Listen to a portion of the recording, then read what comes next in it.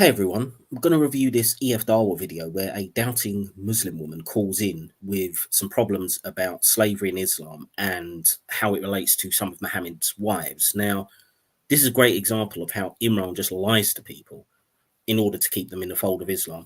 This video was recommended to me by one of my subscribers, Secular Humanist. Thank you very much because it's a really good video. Let's go. You mentioned Joaria, yeah? May I be pleased with her? You mentioned her, yes? Yes. Yeah, okay. Tell me a little bit about her. Let's just stop it quickly here to say Imran is really good for doing this as well because he knows he has to tailor what kind of lies he's going to do based on the knowledge that the person has. So he often starts with this kind of thing, asking them what they know first so he can modify how he's going to bullshit them. Because she was before, the way that you put it forward was the sex slave, and this is the things that were put forward. She was a concubine who was a domestic slave of Zainab. 1 second. So this is yes. these are the phrases that he's using. I want you to tell me what you know about Joaria. Who was she? What happened? What was this history? Anything about it? I'm sorry, I don't know much about that. Yeah. So what he's telling you is a lie, sister.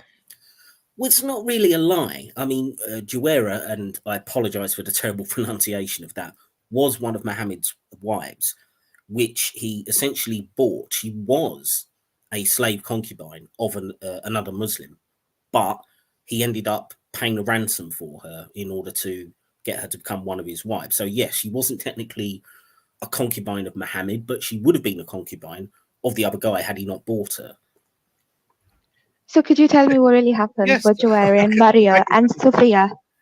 Yeah, so tell me what happened with Sophia. So see what's happening is Sophia, this. there was 1 second. I know something about yes. Yes, good. please, yeah. Let me just say. So what I'm seeing is he's throwing lots of rubbish at you, and you seem to be taking him as his word, and it's sticking onto his. He's sticking the rubbish onto you because you don't know how to deflect it. So. Yeah, she doesn't know how to deflect it. She doesn't know how to use a bunch of lies and propaganda as you're about to do to deflect some justified criticism of how Muhammad acquired some of his wives. Joaria, she was never a concubine at all. Well, again, technically she was placed as a slave in somebody else's household. Now, obviously she didn't do any of the deeds before Muhammad married her, but she was technically a concubine that just hadn't kind of been used yet. In fact, her story is a beautiful, amazing story. If you I mean, it really isn't, but we'll go through it. Anything because of Joaria, a whole tribe was freed from servitude. Do you know about this? Yeah, sorry, the sound has gone down a bit. This is actually on the original recording, so that it's not my video playing up. The Jewish tribe, and then she was the one. Yes, she was from a Jewish tribe. She was the daughter of the chief. I don't actually think this tribe was Jewish because she's not listed as a Jewish wife. I might have that wrong, but I don't think she was. Yeah, right. They had a battle with the Muslims, and everyone was taken because in those days, what the Prophet did. Yeah, they had a battle. There's various different descriptions about this, but essentially, what the Hadith say is that the Muslims attacked this other tribe, this allied tribe to Muhammad. There's different kind of excuses made. Some say like they were planning to assassinate him. Some of the stuff I've read on these Islamic websites say that they'd broken like a treaty, which is often an excuse that seems to be used before Muhammad's armies attack people. But what we do know is they essentially attacked them kind of at their watering hole at that camp. The first thing the Prophet peace be upon him did was he banned all forms of slavery, all forms. That is a complete and utter lie to say that Muhammad banned all forms of slavery. Now, he's going to contradict himself in about 5 seconds on this, but I'm going to go into some more detail once he said this. So before the Prophet peace be upon him, anyone could be slaved at any time. You're walking down the road. If I'm stronger than you, I've got my people. I'll grab you. I enslave you. There was no limits on the slavery. The Prophet peace be upon him came, and the first thing he said was, "You can't take slaves at all." The only people that you could at that time were those in war. Why was that in war? Right, so he just says, Muhammad banned it for all reasons, and then goes on to say, oh, well, no, but you could still take them in war. So he didn't really ban it, did he? What you're basically saying is, I mean, that would like saying, right, we've banned alcohol except for buying it in pubs. Well, it's not banned then, is it? That's absolutely ridiculous. But as I go into a minute, that was not the only way you could get slaves, even in Muhammad's time. Because when they were in war, the way the Arabs would fight is often the women would come to the battlefield as a part of the motivation for the men to fight. Even that they would bring sometimes their gold as well to the battlefield to motivate the men to fight. This is how they would come. So when you fight with the army, you have to imagine you're not fighting like next door. You're fighting in the middle of the desert, in the middle of nowhere. That's taking you days, if not weeks, to get to. Yeah, I mean, I've heard Muslim lanterns say this kind of stuff before. We're talking about the women were actually brought onto the battlefield. That doesn't actually really make sense to me. Perhaps there's somebody who knows kind of military history could put this in the comments. But as far as I understand, yeah, particularly if you're a nomadic tribe and in other circumstances as well, you would have like civilians would follow the armies around. You'd be part of the camp, as it probably was in this case. But it's not they were on the battlefield. That wouldn't make any sense to me. You're just setting them up as a target to be killed. What I think he's doing here is he's justifying the fact that Muhammad has essentially gone ahead and raided their camp, and that's why the women and other civilians may have been there. Now, just to go back to this whole thing about like war was the only way you could get slaves in Islam under Muhammad, that's not true. You could buy slaves from an existing slave market. That was not banned. You could be gifted a slave, as Muhammad was, by an Egyptian governor. He was gifted a slave who remained his slave. She's known as Maria or Mary the Copt. And that was an acceptable way of getting a slave. Also, if you had a slave who you then married off to another slave, their children would also be the property of the owner, not of the parents. So there was a whole plethora of ways you could get slaves under Islam. Just saying you could only capture them in war is an absolute fucking lie. Imran lies about this all the time. And you know what? If I ever got on his show, this is one issue where I am tempted to actually call up and challenge him on this, because it's appalling the way he keeps repeating this lie. The men would either be killed or they would run away because of the war, and then the women and children and the fund money would all be left. So you can either abandon them, and if you abandon them, they will die in that place, or you take them as indentured servants. So they would take them. No, you take them as slaves, not indentured servants. But I just want to highlight this point, right? He's saying that, oh, look, the only reason that we're taking them as slaves or indentured servants, as he likes to call them, is because if we didn't, they would just be left there and they would, be victim to just dying in the desert, or they would die, bandits would attack their homes or something like that, without the men folk, because we've killed all the men. So the only way they can survive is to become our slaves. He will contradict himself towards the end of this video on that exact thing. A prison system at the time, so they would place them in the households of the people who had participated in the battle as servants. No, as slaves. And in the case of females, they could be sex slaves. And there were rules attached to how you would treat the people. So there were rules attached on how you would treat these people. Yeah, number one rule, if you're a female slave, you can't refuse sex. So I'll give you one example. Doesn't the Quran explain the taking of slaves in the battlefield? No. I mean, not in huge detail, but it does obviously say it's a legitimate practice. Taking of captives and... No? What? I don't understand what you're saying. So she's saying that the Quran does not prohibit slavery, and neither did anything that Muhammad do prohibit slavery. That's the point. The whole point here is the Prophet, peace upon him, banned all forms of taking. Just the way. Just lied again. He's just saying it again. Muhammad banned all ways of taking slaves, apart from captives in war, buying them from a slave market, gifts from somebody else, or if you breed slaves with with the slaves that you already own. Unfortunately, the lady who was calling up cut out for a second there, so he didn't quite say the word Muhammad, or I think he didn't quite say the word slave there. But that's what he's going for, repeating that lie again. Have you come back? Have you come back, sister? You can hear us? Yes, I can hear you. So the whole point here is that what had happened, there was a battle with this tribe, and when and the people were all taken, and Juwairiya was actually, she was in another household.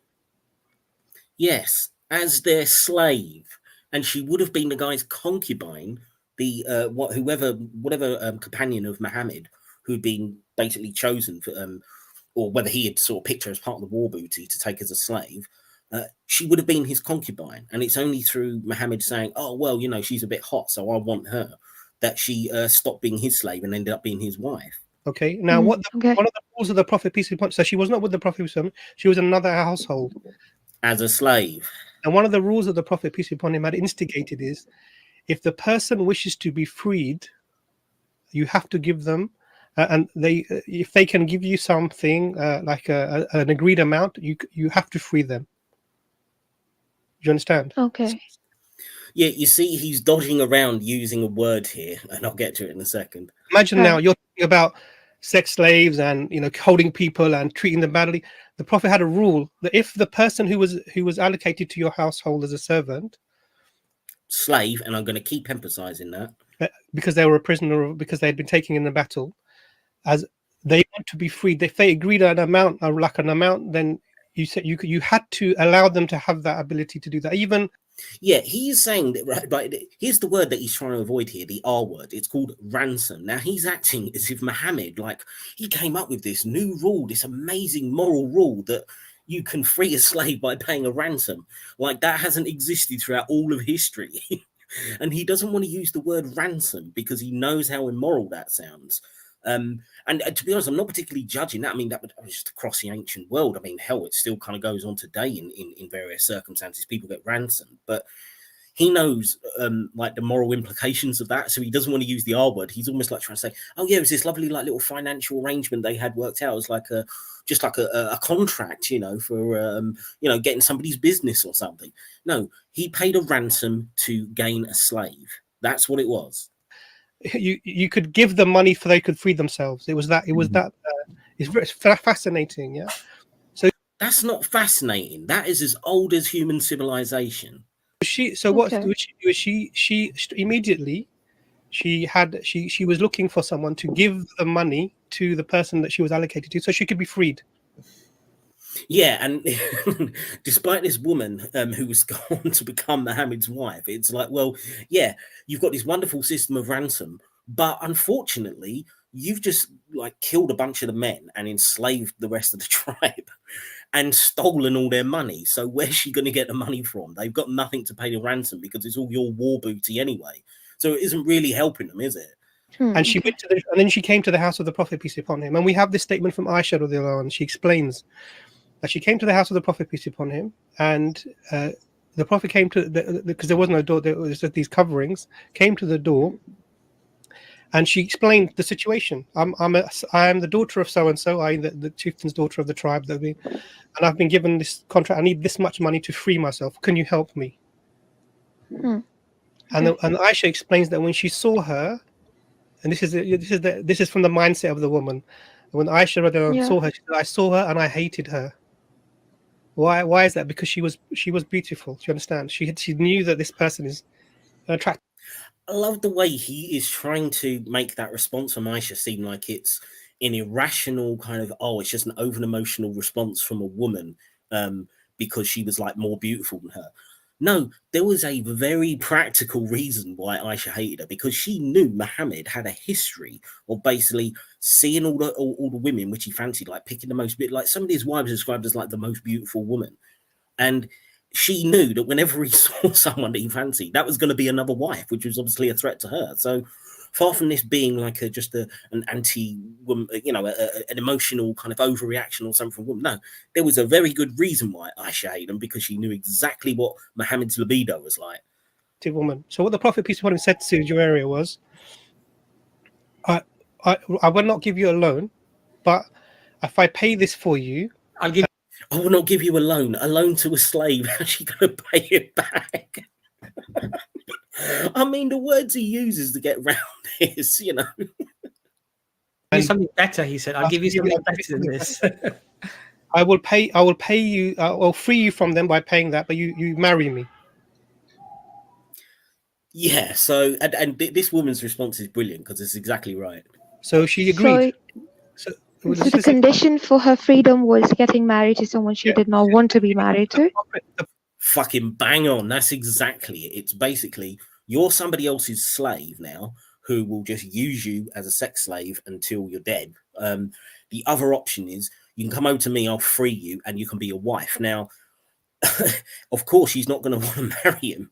But if you've got the difference between, say, being a wife, which will give you more rights, you will have a higher status. So you're going to have a less bad life. And considering that her husband was also killed during the battle, so she's got nothing else left.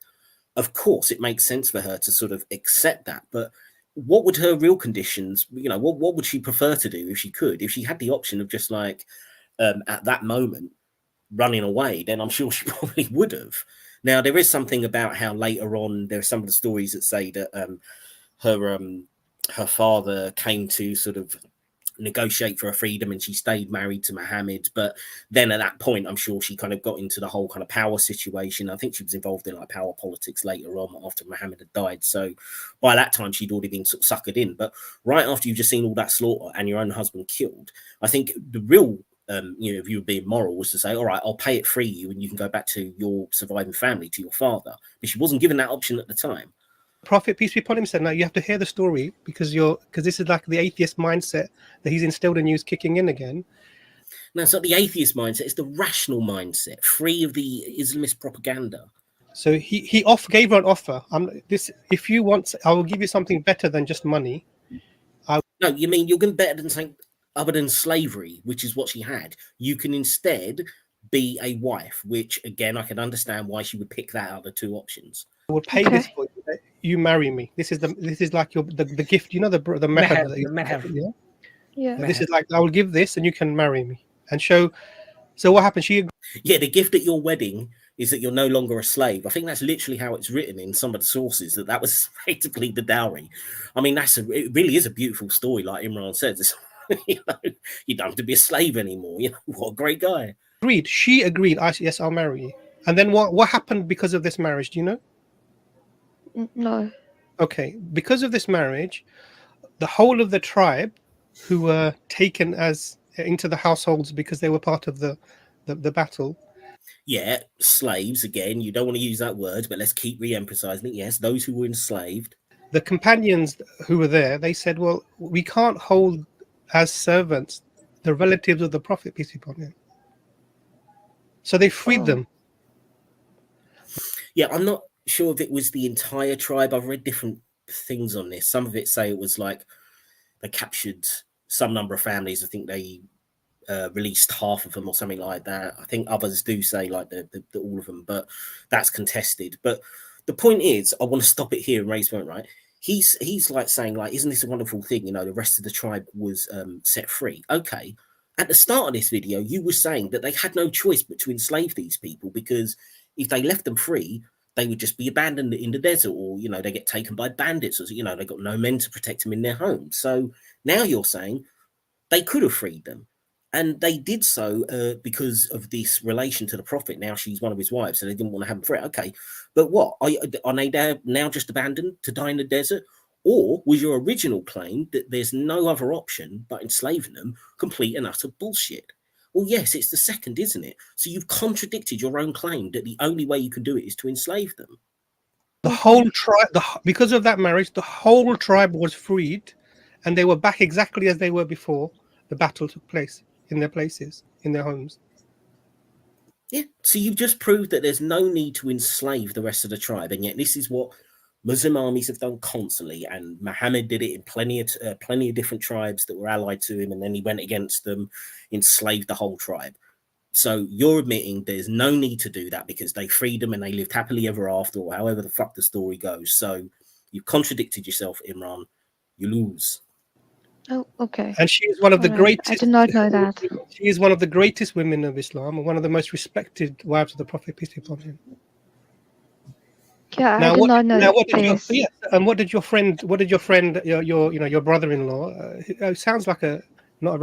So let's just give a quick summary then. So this beautiful story is basically Muhammad ended up starting a battle with former allies for whatever reasons he wants to give, killed a bunch of people, including this woman's husband, and he basically gave her an ultimatum: you can remain as a slave, or you can marry me now your husband's dead and a whole bunch of tribes been wiped out.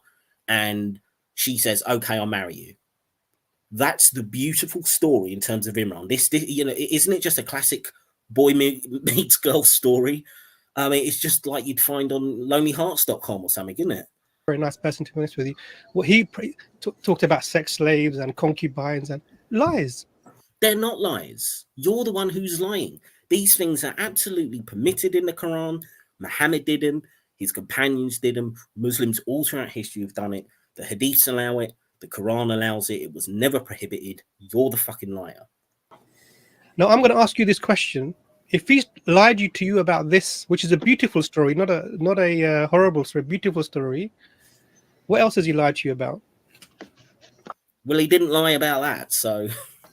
He said so many things, like there's a marriage with Sophia, how she had a husband called Kinana and he was tortured and killed. We can talk about the marriage to Sophia.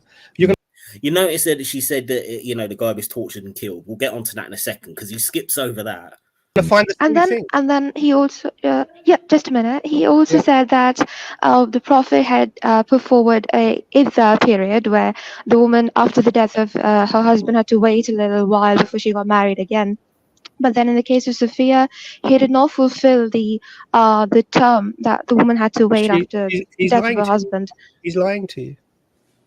Right, but he might be mistaken about that because I think there is an exception under Islamic law where if you murder the husband in battle, then they've only got I think complete one menstrual cycle before you could remarry, rather than the longer periods, which are talking about more generally if just like the husband dies of natural causes or something. So he might have got it wrong there on that particular point. But let's just quickly talk about the Sophia story because and it also relates to something that he said back about how like Arab armies used to sort of bring gold to the battlefield. So Muhammad's army defeated her tribe in battle. She was married at the time to a guy who was like in charge of the gold, the treasure of this particular Jewish tribe. So they can't remember the guy's name, but they capture him basically, torture him to find out where this treasure is. Again, there's different ways it's described. I think like setting fire to his chest or like ramming a red hot poker into his chest, basically tortured him to the brink of death to find out where this treasure was. And this was done on the orders of Muhammad. And then once he'd given that up, Muhammad then passes him on to a companion of his who beheads him on the day that he then marries Sophia. So after torturing her husband almost to the brink of death, he's then beheaded on the very day that Muhammad takes her and decides that he wants as one of his wives. And once again, it was a situation where she was considered really, really, really beautiful. And Muhammad wanted her for himself. So he paid off some other guy to take her as a slave and marry her. So again, another beautiful story about how Muhammad got a wife. But this is there according, he said, Sunan Abu Dawood. Sister, he's lying to you. Oh, I'm telling you now, whatever he's quoting to you, he's lying to you. Well, he might have got that little bit wrong about the waiting period, but I'd wonder, Imran, am I lying about what I just said about how he got Sophia as a wife? Because the Islamic scriptures confirm what I've just said. Oh, okay. Right. This is not accurate. He's misrepresenting. Because you have to understand. You have to understand that whenever first thing you have to assume that this guy who's you said he pretended to be Muslim when he was an atheist, isn't it? He just kept it from our family that he was an ex-Muslim. He pretended to be a Muslim and he was not a Muslim. I mean, look at the way he's twisting that story. I mean, it sounds more likely to me. I mean, her sister's husband, who's the one who's been telling all this stuff, sounds like he was probably from a Muslim family himself and just happened to be hiding the fact that he no longer was a believer, rather than he was like a sneaky atheist who like deliberately married her to try and like corrupt her or something. He was probably just afraid of the repercussions of being openly atheist, that's all. Right? Yeah, that's right. I mean, obviously, I don't know the backstory here, but you see how Imran just jumps onto the worst possible interpretation for this guy. So he lied to you from before even he knew you. He lied to you. He married your sister in that way, and then afterwards, what is he doing? He's trying to corrupt you even more, right?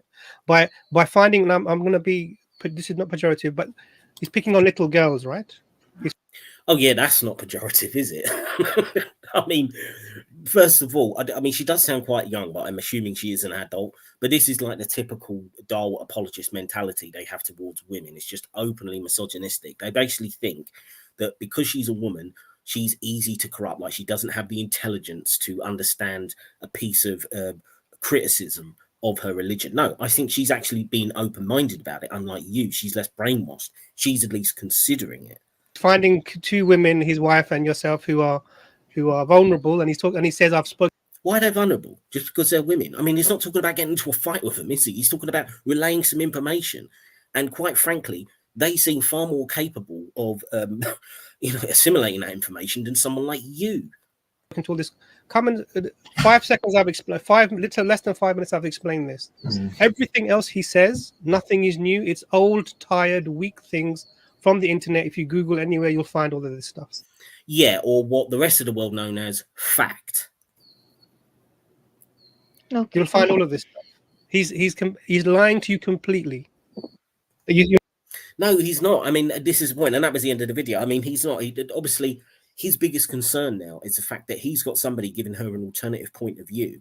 And so therefore he's trying to demonize this guy as much as possible to say, don't ever listen to him again. You're just a weak, vulnerable woman and he's going to corrupt your mind. He's a sneaky atheist. It's like, no, he's giving you facts about the situation where Muhammad gets his wives in pretty damn ugly ways. Normally, after he has instigated a battle, which has led to the deaths of their husbands, and then he just goes and picks the ones that he fancies the most. So, I mean, he says these are beautiful stories. This is ugly as hell. And this is why Imran uses all this dodgy language to try and sort of, make it seem more palatable. But the fact that he openly lies about slavery is my biggest beef with this. I mean, it's bad enough the stuff with his wives, but Imran openly lies about the status of slaves, about the methods you could get them, says things like Muhammad forbid all forms of slavery. That's an obvious lie. I mean, if Muhammad himself was here, he would call you a liar for that. So, yeah, it was a good example anyway. It's just a short one today. And so I hope you enjoyed it. Thank you to Secular Humanist for the recommendation. Got a live stream tomorrow and should have another video up on the weekend. See you next time.